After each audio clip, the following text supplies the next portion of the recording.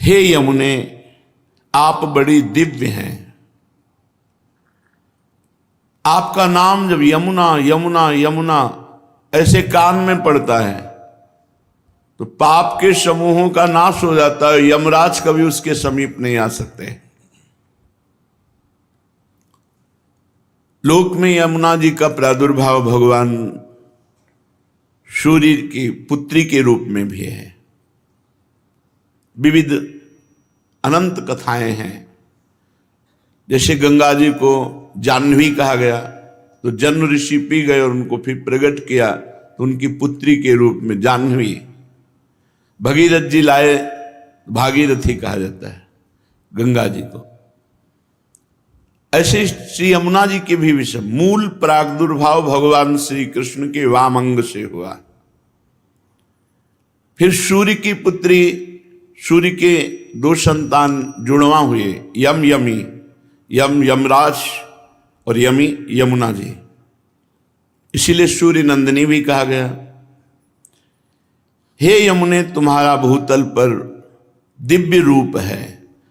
जो आपका नाम कीर्तन करता है, सुनता है, उसके सारे पाप नाश कर देती हैं और उसका जीवन परम पवित्र, वाणी पवित्र, हृदय पवित्र। एक बार जो वाणी से यमुना जी बोल देता है तो उसे यमराज कभी दंड नहीं देते।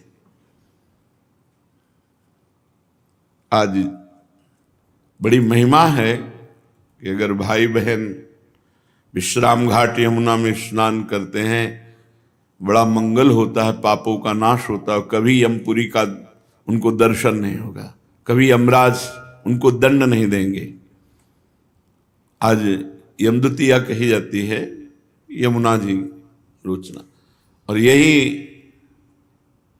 पलटकर दक्षिणा में भेंट में यमराज जी देते हैं कि जो तुम्हारा पूजन करेगा, स्नान करेगा, आचमन करेगा, तुम्हारा नाम लेगा, चाहे जितना बड़ा पापी रहा हो, उसे कभी मेरा भय नहीं रहेगा। ये भेंट दी है द्वितीया में। आज जो यम द्वितीया कही जाती है, यमुना जी ने भाई रूप में, जब है ही भाई तो जो उनका पूजन किया तो भेंट में दिया। जो आपका दर्शन करता है, स्मरण करता है, वो कितना भी दंडनीय पाप किया हो वो अदंडनीय हो जाता है, उसे कभी यमराज दंड नहीं देते। तुम्हारे भाई सूर्यपुत्र यमराज के नगर में तुम्हारा एक प्रिय नाम है प्रचंडा। घर के जैसे नाम नहीं होते, तो यमुना जी का नाम है प्रचंडा, अर्थात इतनी प्रचंड है कि यमराज भी डरते हैं। और अति दंडनीय को भी जो यमुना जी की शरण में चला जाए, एक बार यमुना नाम कान में पड़े, एक बार यमुना जी की धारा को देखा, आचमन किया, अवगाहन किया, वो यमराज कभी उसे दंड नहीं देंगे, क्योंकि वहां प्रचंडा नाम से महिमा विख्यात है श्री यमुना जी की यमपुरी में।